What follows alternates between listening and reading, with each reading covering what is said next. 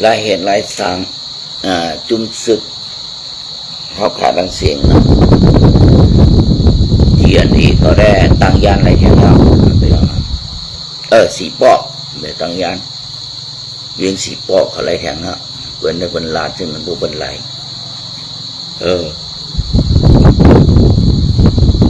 ศึกในโบยันน้อมไม่น้ำกันเนาะยันน้อมโอ้ดอนดอกค่ะดอกคงมันปีนนั่นแหละพี่น้องเนาะก็แหละครับคงมันปีนขับกำกันเนาะคงมันปีนคงมันปีนค่ะ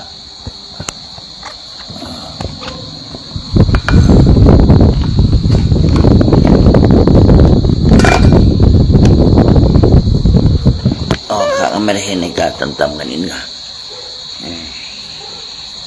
เมื่อนังทีอันนี้เขา เป้โตโจหือเป้โจแก็บเป้โจข้าวไก่เย่ามันเฮ็ดให้เขาขาหันใจก้อนเฮ็ดซึกของงั้นหันใจก้อนเป็นปอมเป็นคนเมืองปั่นกินเขากำแถมเขาเงินทองก็หันใจเขาเปื่อหังมันหันต่อหน้าต่อตานายข่าวตั้ง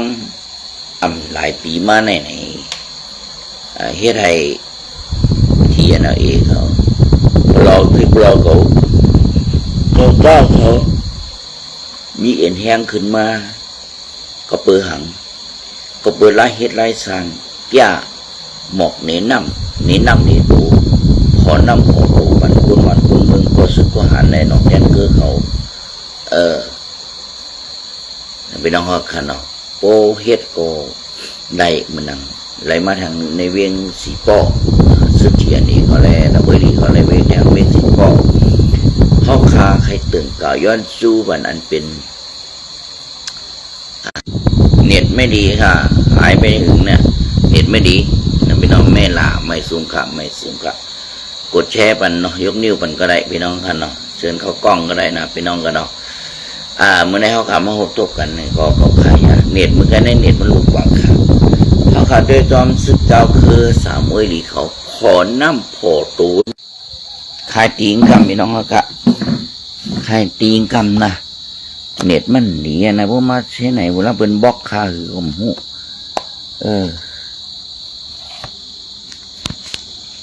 ไม่ขายตีงไม่ได้ขายตีงเทียงไปน้องเนาะเนื้อดีลาดมาก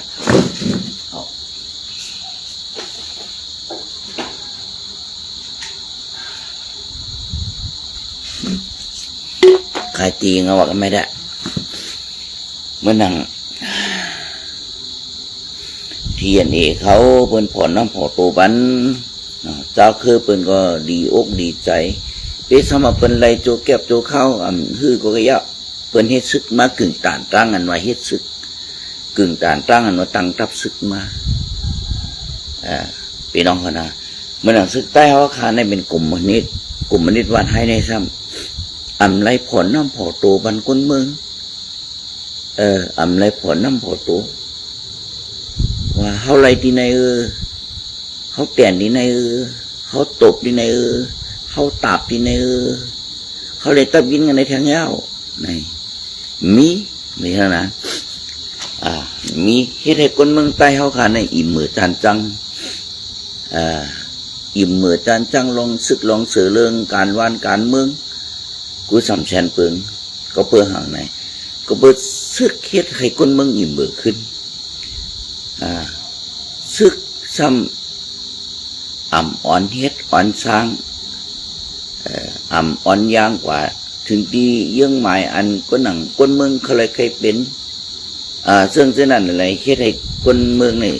อิ่มมือจานจังขึ้นใครยินการซึกการวานการเมืองโปยใครคือวันคือเมืองใจลู่เห็นไหนฮะก็มาใครคือจู่ใจหลีไหนเป็นคนเมืองเขาเนี่ยก็เป็นทั้งนั้นกว่าก็เปื้อห่างไหนก็เปื้อซึกเขาขาเฮ็ดให้คนเมืองเขาขาเฮ็ดคนเมืองเขาขาใจตุกเฮ็ดให้คนเมืองเขาขาในไว้ใจวางใจที่ซึกกลุ่มนี้โคเขียววันให้ก็เปื้อห่างไหนก็เปื้อ ซึกกลุ่มนิโคเขียววันให้เฮ็ดมาเขาตั้งอยู่จอมปาดติงตีนกลุ่มนี้ปาดติงตีนมาเขาตั้ง30 ปีเมื่อนั่งปวีช่างเขาว่านั่นน่ะพี่น้องนะมือปานกลุ่มนิดปาดติงตีนก็เป็นขี้คากลุ่มนิดมาได้สั่งเหมือนกัน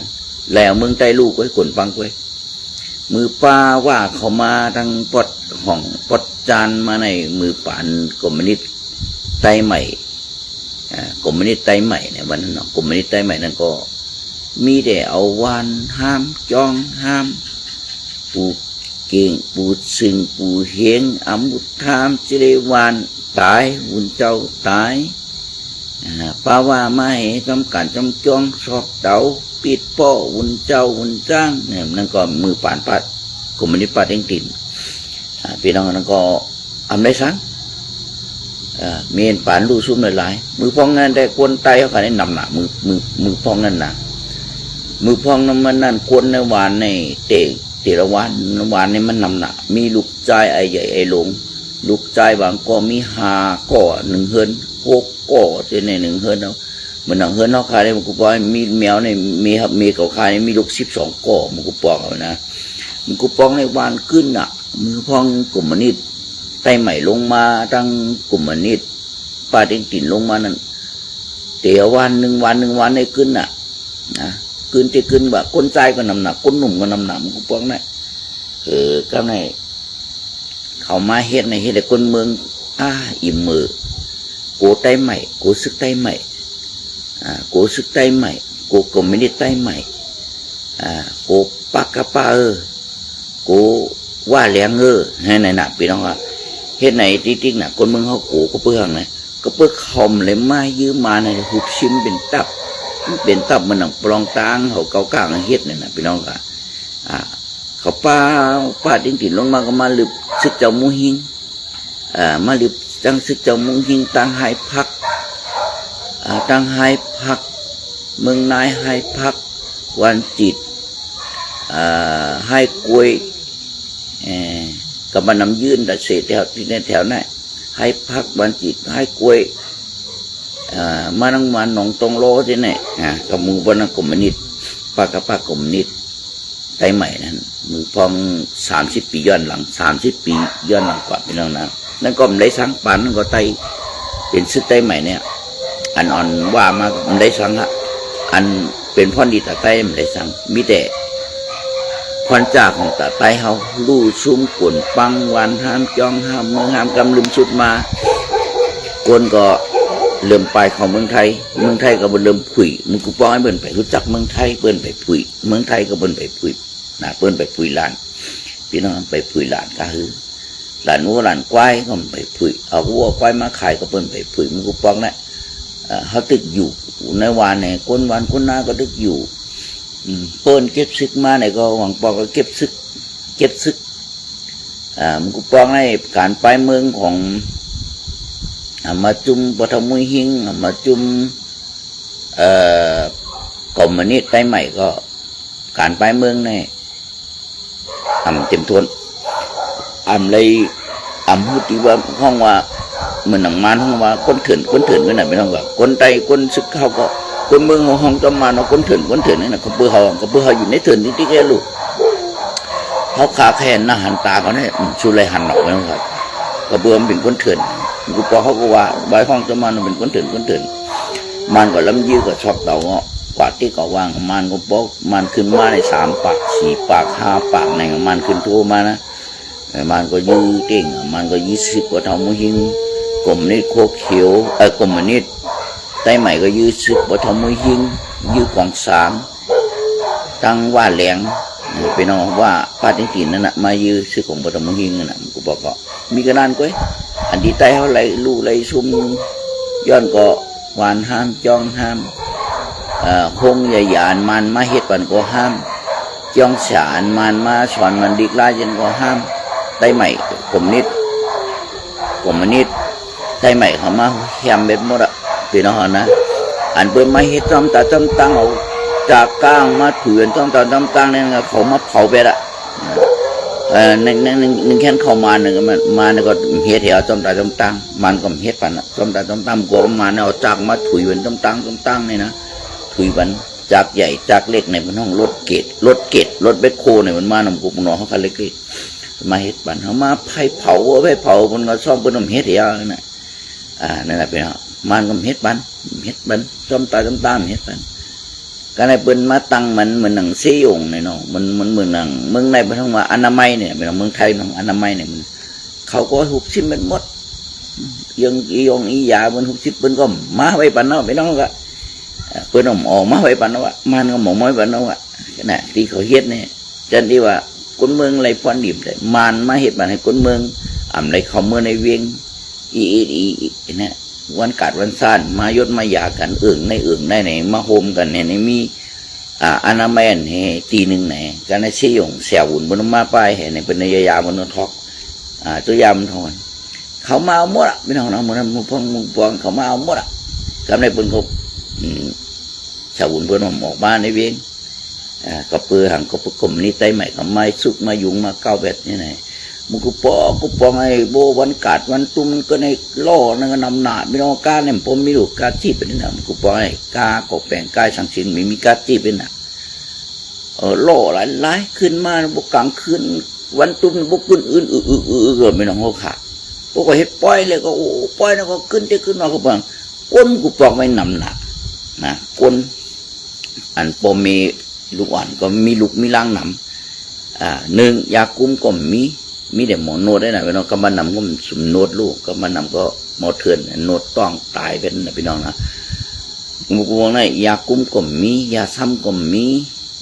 ห่วงอันวังก็มีอันว่าห่วงยางวังก็มีใกล้เบิ้งก็ปล่อยมีลูกหวังเฮือนในมันมีลูกไอ้ใจไอ้ลงหวังเฮือนในมี7-8ก็หวังเฮือนมีเป็นโหลไอ้ใหญ่ลงพี่น้องมุกวงนั่นแหละเฮือนมือเหลียวเจนตาเด้อมีที่ไหน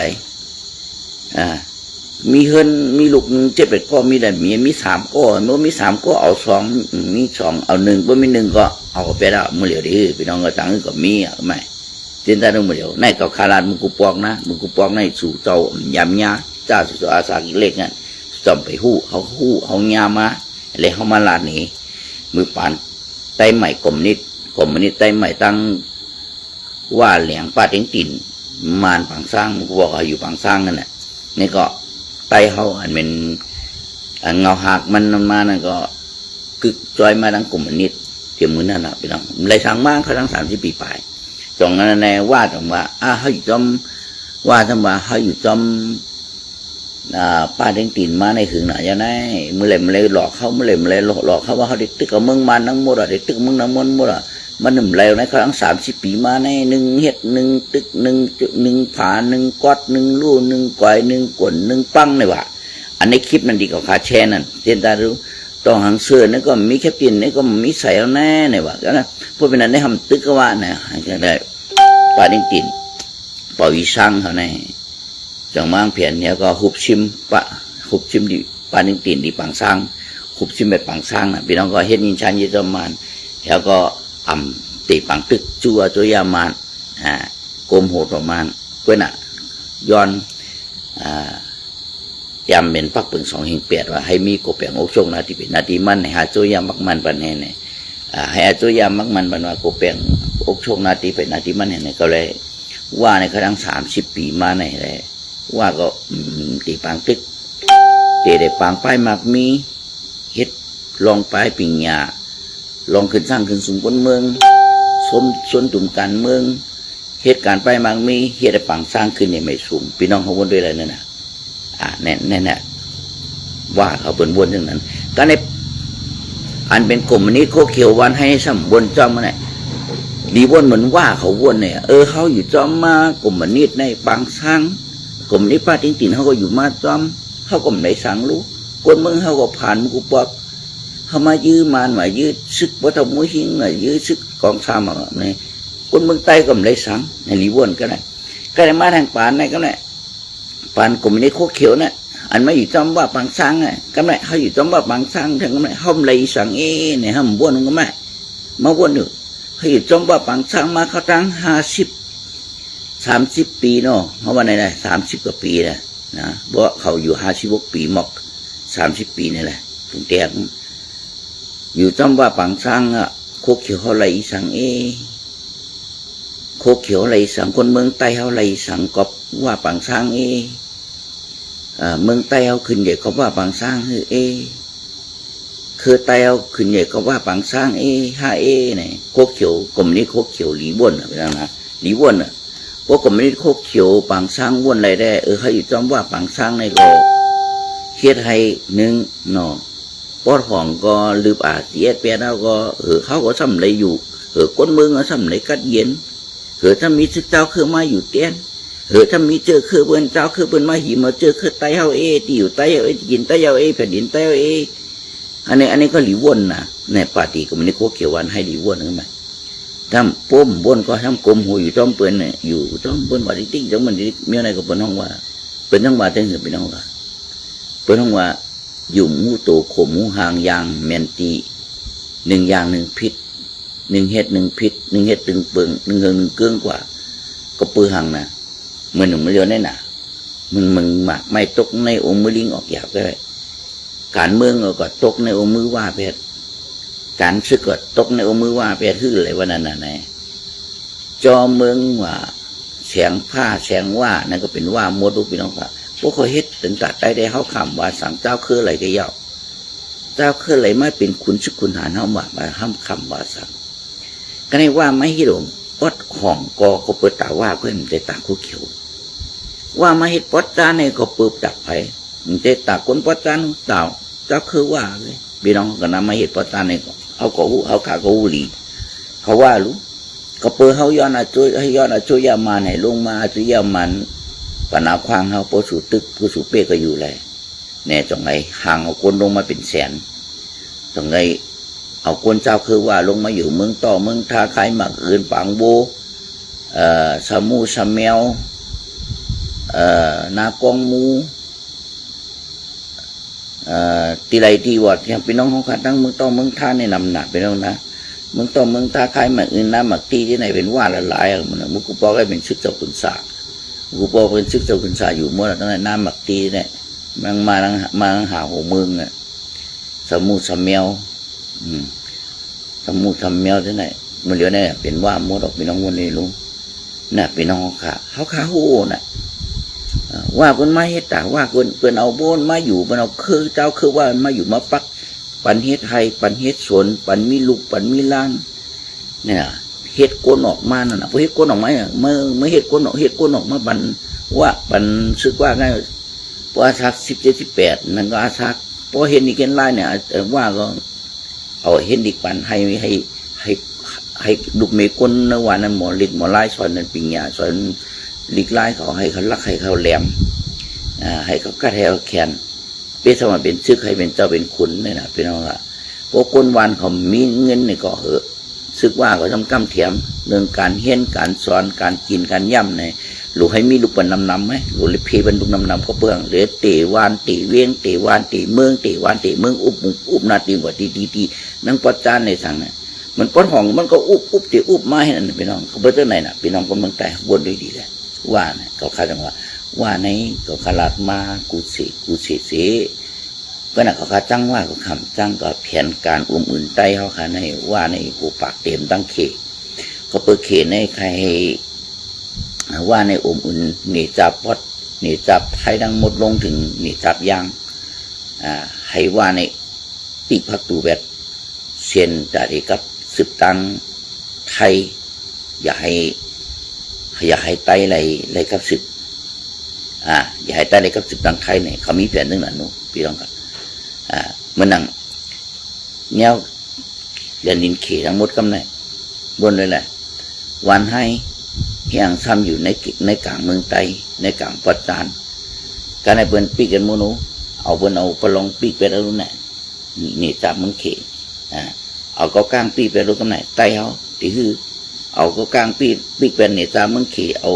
ทีเอาปีกเป็นนี่จับเขากลางก็เป็นโห่ปันมึงเข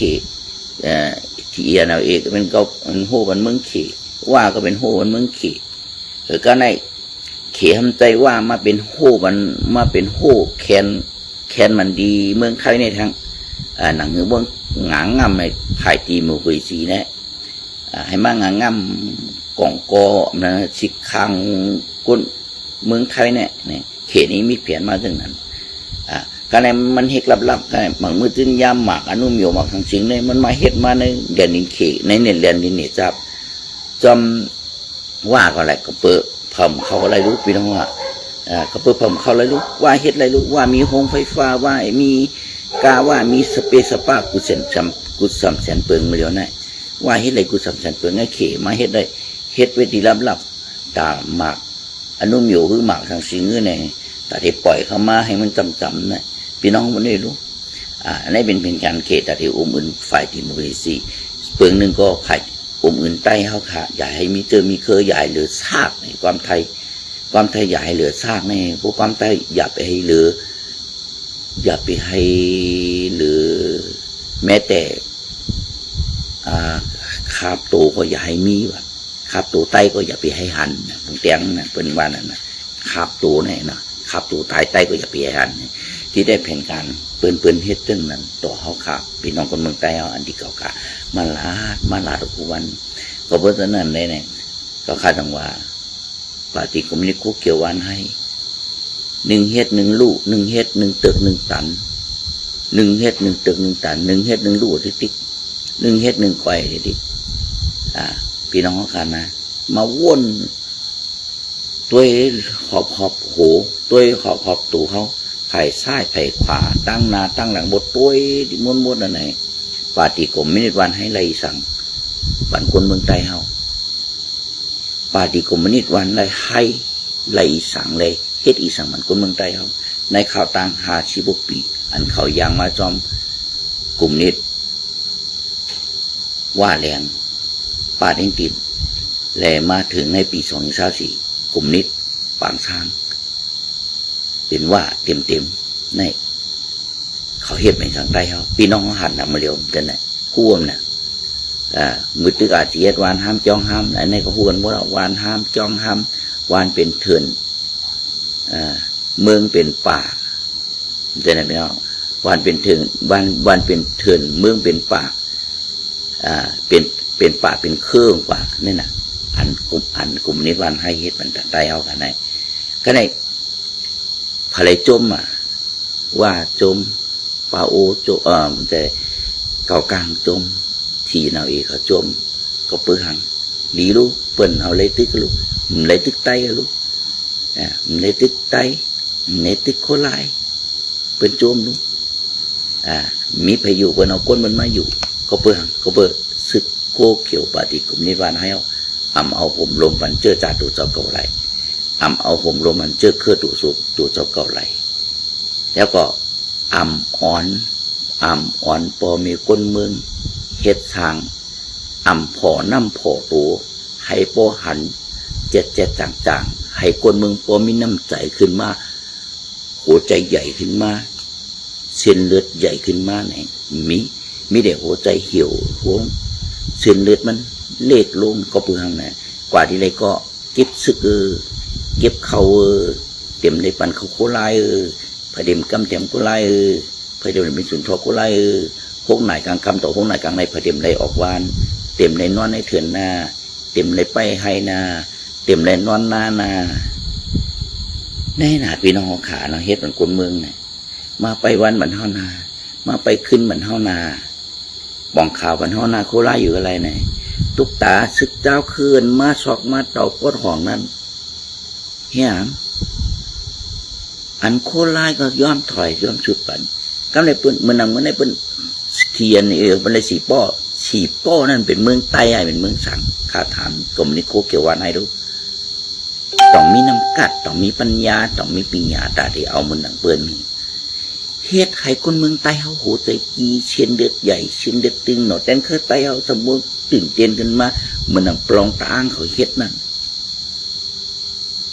ในสปุรีไม่มากก็ว่าเย็บเสื้อเนี่ยยืดโคลายว่ะแน่น่ะพี่น้องเขาขาเฮ็ดให้ไตตั้งไตน่ะกำไหนเฮ็ดให้ไตตั้งซึกก็ไม่นึกวานให้นู้นเขาตั้งไปกำไหนเขาตั้งซึกดาวคือเขาตั้งว่าเขาตั้งมานอะไรพรดีมันซึกดาวคือ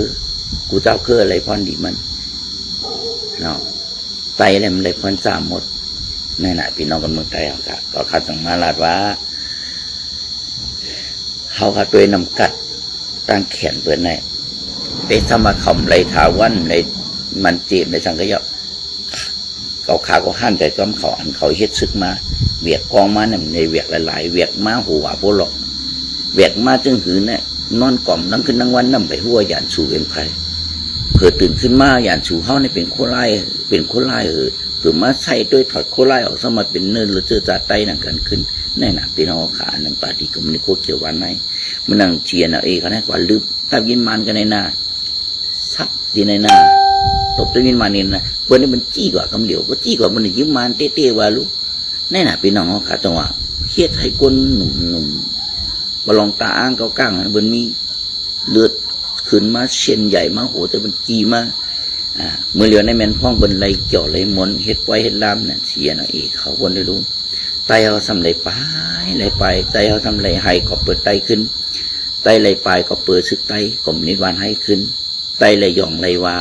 ไตไหลก้อนไหลผ่านก็เปิดก็ซึกก็นิวานให้ขึ้นอันไหนก็หนาดีเฮ็ดปันแผ่นดินไตตัวเจ้าเก่าตีฝังหกฝังเหตัวเจ้าเก่าแทงกำนึงชุดมาก็ตัวเจ้าเก่าขึ้น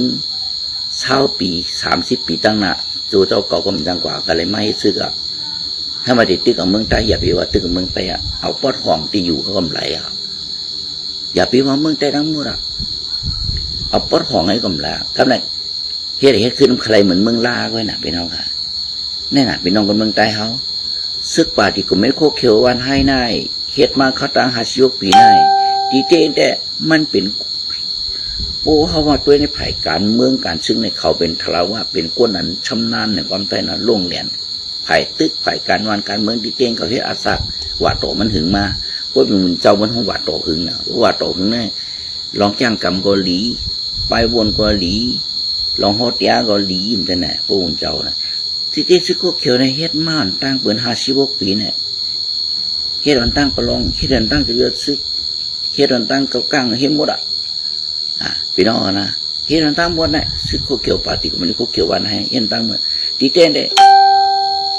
ตีไรเป็นตีเป็นเคารพนับถือได้เปิ้นน้ำช้างกินเปิ้นต่อยโหเล่นนี่เมียเป็นแป๊บนี่กำกันนอกแค่เปิ้นนี่กำเรียนสู้มันกำเรียนสู้เปิ้นกำนั้นนี่ตุกตาคนเมืองดูเสาเก่าแน่บ้วนด้วยอะไรพี่น้องครับอันเขาขาดด้วยตรากในข้าวตั้ง30 ปีดังนา40 ปีดังนาในดีกว่าซึกดีไหลวนด้วยนะดีกว่าซึกดีไหลจานปีมีผิวเปิ้นจานเปิ้นมีผลหนุ่มเม็ดสาวเปิ้นของใครมีลูกพอมีลูกมากก็ว่าเฮ็ดซึกเขียวพอเฮ็ดซึกเขียวมายื้อโคไหลมันลูกมีลูกปันเนาะตีดังนานั่นน่ะเปิ้นของใครมีลูกปันเนาะผมมีลูกก็ไม่ได้ใจลูกพี่น้องค่ะสังซื้อว่าเฮ็ดซึกเขียวเฮ็ดซึกไหลเฮ็ดซึกเขียวเนี่ยลึบมันเหมือนปลองตาอ้างเขาลึบมันเหมือนเก้าก้างอะไรได้ดีเฮ็ดปันวันทั้ง3 โก้พี่น้องนะดีเฮ็ดออกลูกน้ำดีเฮ็ดออกลูกมันน้ำในว่าไหมก็เก็บกันนั่นถ้ามาไม่ยื้อซึกโคไลก็เก็บกันไม่ยื้อซึกโคไลในตีปลาว่ามาช็อกมาเต่าแทงมือเหลียวไหนปอดจานปอดหองบนเต่าเสียงอะไรขึ้นหรือว่ามือขึ้นไหนเปิ้นมือว่าบนว่าปักจอมผิวเบิ้นนั้นเปิ้นปักจอมผิวเบิ้นว่าปักจอมผิวว่านั้นป่องว่าจอมไตหัวที่เปะมันเห็นเพราะว่ามันปักจอมผิวที่ไหนมันป่องว่านาตีกุ้มกำว่านาดินกุ้มกำว่าปื้นดีว่าโกแปลงอกชกของว่าเผอเข้ามากกันไรจอมผิวเบิ้นนั้นว่าลูกเอริยาบริเวณนั้นเอริยาพอตอนเช่นนั้นมันเป็นนาลินว่าวมันเป็นเมืองว่าวเป็นเจ้าคือว่าเจ้าคือว่าหุบชิมไปจอมคนปักจอมผิวไว้จอมผิวใต้เขาเหมือนกันพวกเป้เนี่ยเขาปักนั่นแหละเรื่องเขียวแดงเรื่องว่าหือเขียวเป็นหือแดงเป็นหือติเป้มิ่มกันไปเนาะพวกปักให้หนึ่งของต่างตัวเขาคนเมืองใต้นั่งบ่ดมแต่นั่นเรื่องเขียวแดงนั้นจะไหนพี่น้องเขาขาพวกปักให้หนึ่งเขียวแดงว่ามาปักในเมืองใต้จนตาดูว่ามาปักหลังปอดหองนั้นปักมันปักตำใส่หัวใจซึกเขียวเนี่ยปาติไม่ได้โคเขียวไหนวนได้รู้แค่จะมาปักก็ไม่ได้โคเขียวถ้ามันมีเรื่องเขียวแรงอยู่หรือว่าถ้ามาปักในนาทีเตียนเป็นนาทีกุ้มกำก็ไม่ได้โคเขียววันให้อยู่วนได้รู้พี่น้องเขาค่ะ เปิ้นมาปักเสาธงมันนั่นเสาตุ้งมันนั่นปักลงมันไม่ย้อนดิมหัวใจเนี่ยมันเจ็บดิมหัวใจมันเจ็บปีเส้นเลือดแห้งเปิ้นมาปักจมผิวมันเนี่ยในนาตีเฮาในเมืองใต้เฮาในเจ้าคือใต้ในปมใต้เฮาเยอะเปิ้นมาปักจมผิวเองเนี่ยมันนั่งอยู่เข็นเขาในเมืองรัสเซียอะไร1 กิโล 10 กิโล 30 กิโลเมตรเนี่ยกว่าถึงอะไรเปิ้นจมผิวอยู่เข็นมันมองว่าเฮาชิมแล้วกันแน่ๆในเปิ้นว่าเนี่ยรู้อยู่เข็นรัสเซียก็เขาในยูเครนก็แหละเขาอยู่ในเข้าอะไร60ในเมืองในยูเครนก็รัสเซียก็เอาจอมปิวยูเครนลงให้เอาจอมปิวรัสเซียปักบอกว่าเขา60เลยในเมืองยูเครนเนี่ยรัสเซียเปิ้นว่าจังนั้นนั่นก็เหมือนกันพี่น้องนะเหมือนนั่งว่าเขามาปักจอมปิวตั้งยานนะบอกว่าเขาไหลไปแล้วเขาไปแล้วสู่เจ้าเหตุการณ์เมืองคือปาฏิไม่สูงคอมมิวนิสต์บ้านให้วนไปด้วยดูก็ซึกก็หารวนด้วยกันแหละหนอแต้มคือเขาขาวนด้วยกันแหละปลายปีหญ้าอันแต่กระโดดอันเฮียนดีวันให้ยันก็วนด้วยแหละวนได้ดีอ่ะวนได้ดีหรือเปื่อนกึ่งด่านเปื่อนดีมาปักหัวห้าถามด้วยอ่ะจอมผิวกึ่งด่านมันดีมาปักว่า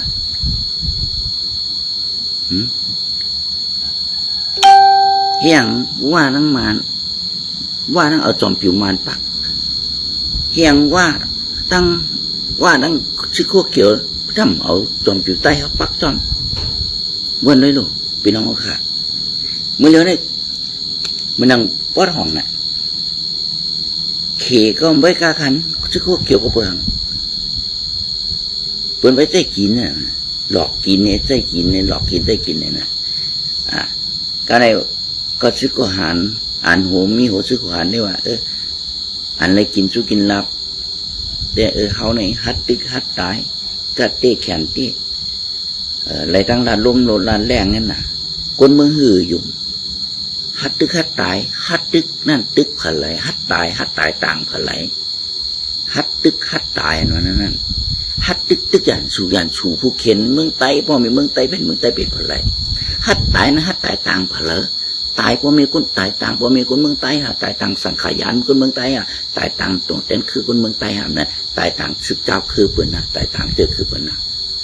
ตายต่างที่นั่นยื้อแล้วต้องเลยอุปึกเพราะงั้นมันหนังหูสวนเอาลอยต้นลอยหนยอกกูอ่างต้ออ่างเตอที่อย่างคือเท่านั้นคู่เขียวตายก็คือตายต่างซึกเปิ้นเนี่ยตายต่างคนเมืองใต้เนี่ยมันไปรู้ปาฏิก็ไม่โคเขียววันให้บนเป้อะไรพี่น้องค่ะมันเอาคนเมืองไทยวันเนี่ยนะซึกไทยเนี่ยเปิ้นไปเหรียญดินเนี่ยมือข่าวออกมาเนี่ยเปิ้นยืดจุ่มมันเกตเคไปเกตเคยาม่าคือสำคัญเปิ้งอ่ะคนอำเภอยาม่ามาเปิ้นยื้อเฮียเปิ้นใครปานเอายาม่าเข้ามาในเมืองไทยเหรอเนาะเปิ้นใครเป็นต่างเจ้าต่างคือเข้าในเมืองไทยเหรอเปิ้นเกตเคแผ่นดินเปิ้นเจ้าคือวันเจ้าคือเปิ้นไหนนะพี่น้องค่ะนี่มันหนังซึกปาฏิก็มันโคเขียวอันไหนเนาะต้องมี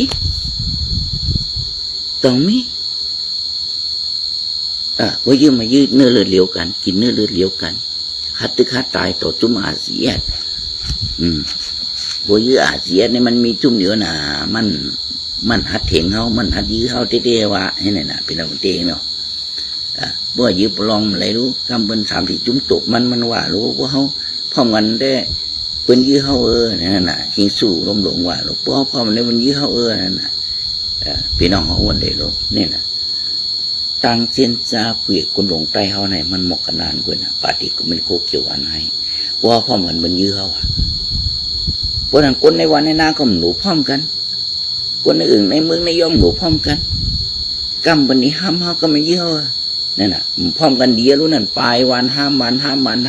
นั่นน่ะพ่อมันรู้นั่นคนเมืองของพ่อซึกของพ่อคนเมืองของพ่อซึกรู้นั่นพ่อจอมปาฏิก็ไม่โคเกี่ยววันห้ามกูเกี่ยววันให้รู้นั่นเป็นนั่นไว้น่ะเป็นห้องขาดสังเกตว่ามาแล้วพร้อมกันพวกพร้อมกันนี่มันยิ้วเขาเหี่ยบเนอะพวกมีคนเมืองหนุนหลังให้เขาอยู่ตั้งนาเขาเป็นปาฏิก็ไม่ได้โคเกี่ยววันให้เนี่ยเขาฟ้าคนเมืองอ่อนโหโทนาเขาว่าเขาได้เหยียบทางไพ่เขาเป็นซื้อเขาได้เป็นก้อยเหยียบไปทางไพ่เนี่ยศูนย์คนเมืองสู่อย่าไปหยุดคนตั้งนาเขาอยู่หลังเขาเลยปั่นแห้งเลยปั่นเขาเลยปั่นเงินเราปั่นนั่นเลยเห็นเขาเห็นพระเขาเลยเนี่ยคนเมืองโจมือน่ะพี่น้องกันน่ะแต่ไหนพี่น้องไว้ที่ไหนคนเมืองโจม ซึกกูเมืองไปที่นั่นพี่น้องครับเมืองอยู่แค่ในปืนพร้อมกันพร้อมกันแต่เชี่ยอื่นมันมั่วหรอกมาคนเท่าคนเก๋คนยิงคนหนุ่มคนใจเป็นพร้อมมันปนว่ามึงมันอยู่แค่เท่าไหร่พวกเขาพร้อมมันในรัสเซียมาหุบชิมกำเดียวเขาเป็นเจอคือรัสเซียของมั่วหรอกจอมผิวยูเคนก็มีเพลงเงเพลงตุงยูเคนก็มีเสตาก็เป็นปันเฮดูว่าเพราะว่าเพลงตุงเพลงเงเพลงตุงแต่มันกว่าตึกเขือกอย่างกาคือดูพี่น้องค่ะปุ่มใจการเมืองเมืองไทยน่ะปันไตอาเฮ็ดไว้สั่งร้องปันกาจัดแจงการโนกากโตเบิ่นวางรู้มันกว่าตึกเขือกการเมืองเป็นเพลงเงเพลงตุงน่ะพี่น้องค่ะเพื่อนแต่เฮาหลอดเลี้ยวเฮ็ดทางกล้วยเฮานั้นมันไหลรู้เขาได้ขอนุ่งหยาตาเปิ้นกว่านู้พวกเขาเป็นเมืองก้อนขอกล้วยเขาในเขาทุ่งจามเขาไข่กาไข่จอกไข่เวียนไข่ตึงไข่เต่าไข่เป่าไข่อะไรเขาอย่างไรกล้วยหมดปุ๊บเหมือนเขาอยู่เมืองไทยต้องไปย้อนเอาข้างเมืองนู้นเดี๋ยวอะไรไข่ตึงเป่ากันนั้นกันในเดี๋ยวอะไรให้รู้ไปเขาขาดนี่นะเขาขาดของร้านในพี่น้องคนเมืองใต้เขาก็ป่าดีก็ไม่ได้บานให้เฮ็ดมาข้าวตั้ง56 ปีเฮ็ดจอมป่าดีกุป่าดีกรมเล็กป่าติ้งติ่นก็เฮ็ดมาเอาว่าได้เปิ่นหูตัวคนว่าเฮ็ดจอมกลุ่มนี้เมืองมารกลุ่มนี้ป่าติ้งติ่นเนี่ยเขาทั้ง30 ปีเนี่ยคนคือว่าเขาในตกเตียนคนคือว่าเขาในก็ผ่านกว่าไปติ๊กก็พลิกแม้แต่แคปตินก็ไม่ได้ตื้อแม่ซื้อก็ไม่ได้ใส่ในมันหนังในคลิปนั่นอันคุณน้ำว่าเขาออกมาออกลาดนั่นเขาคาได้แชร์กับพี่น้องกับเมืองไทยอะไรทำอย่างนี้เนาะก็ในเจ้าใจสู้หรือจะฝังผ้าบนเหมือนเขานี่แหละพี่น้องครับก้มลงห้องบนเหมือนเขาอันให้อยู่trongว่าปฏิทินมาก็ใต้ห้องในสังในอันทำให้อยู่trongว่าบางสร้างมาเหลือในหือเพื่อนหลอกใจเขาให้ลงในจุ่มFENCC ในจุ่ม FENCC ในหือเขาจือว่าเจี๊ยจุ่มหือกำแน่เปื่อนเฮ็ดของเปื่อนนี่ลงในปลองเปื่อนเลยตึกเลยมันก็เลยตาเปื่อนนี่ลงในเขากลางตึกเลยมันเลยตาเปื่อนนั่นในหือปุ๊บมันตึกซ้ำว่าเขาเนี่ยกับไก่ลองกันปังตึกปลอกห้องหน้าซ้ำมาไหนเขาเนี่ยอยู่แล้วก็มันกับไก่เลยปังตึกปลอกห้องหน้าชูเจ้าซ้ำกับเฮ็ด FENCC สั่งหลักคนนั้นสั่งเฮ็ดให้ทาง FENCC แต่ได้ต่อรองการเมืองงานซึกติมันเนี่ยใน FENCC ที่เองได้เป็นน้องว่าอันนั้น FENCC ในที่จุ่มที่เองได้วาดอะไรอ่อนหัวยุมานที่เองว่าโดยอ่อนหัวยุมานกันเดียวในว่าทำยุมานก็ในว่าทำนักเหลี่ยมซึกว่ากับไหนตายทำไมจามตั้งย่านก็ไรวานป่างก็ไรสั่งหลายๆวานหลายเมืองนู้นน่ะมาจอมโคเขียวอะไรตั้งหนำนู้นน่ะซึกว่ากับไหนตายหนุ่มโคซึกโคเขียวลงมาหยบยนกาเจ้าหงลงมาต่อหันยามอยู่เนี่ยพี่น้องคนเดียวนี่พี่น้องค่ะวันนี้ก็ขาติดดื่มมันก็ได้เนาะลึกเขาขาตินอนนะพี่น้องกันเนาะขอบคุณใหญ่น้ำพี่น้องเขาเตียนมาปัจจุบันแห้งขาวๆเลยมาถอมขาวๆเนาะเมลาเนาะไม่หลับเนาะและนางไว้เนาะกำลังรับชมอยู่ครับถอมที่ขาวๆตักมาในที่ขาวๆลัดมาในโกมือก่อนในมือเหลียวนะอดีตปัจจุบันนะอนาคตไปเขาที่เป็นอื่นมาเขาเดี่ยมหัวมันเลยนะก็ผู้เป็นบทสุปฏิมันก็เขียววันให้เห็นในที่ดิกแดดแต่เขาอนาคตนะการตั้งนานได้มีอ่ะพี่น้องนะเป็นทำมีก็เปลี่ยนเปลี่ยนนะเพราะอยู่ในปลองก็เป็นซึกปลองมันหนึ่งปลองก็ว่าแล้วก็อยู่จอมปลองเขาไว้กับตัวลิกไว้สังจริงที่ได้สอนลิกปลองที่ได้ไว้กับตัวปลองเนี่ยเขาเพิ่นลาดตับตาเพราะนั้นปลองเพิ่นให้นั่นเนี่ยมันก็ตายลายหลีกสองเป๊ะเพิ่นเนี่ยนะนี่พี่น้องเขาขาดปฏิก็ไม่ได้วันแฮมที่คือก็เลยมืดเต่าแองนะเขาเฮ็ดเต้ไหมเขาเอาเต้ไหมเขาไล่เต้ไหมเต่าแองเห็นก็ไม่หมักตานเพียบยุบน้ำล้านไหลตัวเพื่อนเนี่ยก็ไม่เพื่อนเอาเต้ได้สีปอลาเซียวจอกเมตั้งยานหมูเจน้ำคำเขาเอาเต้ลงไม่โม่อะไรกันเลยวันหนึ่งไหมก็ยืดขึ้นได้กัน2 ไหลที่ฮัดอย่าได้ไปยื้อบนแค่วนนั่นก็ทำฮัดว่าพวกผมมันยื้อเขาเนี่ยลูกเปิดหัวลูกเปิดหัวเงินเฉินมาเขาลูกที่คือกว่ากับมัน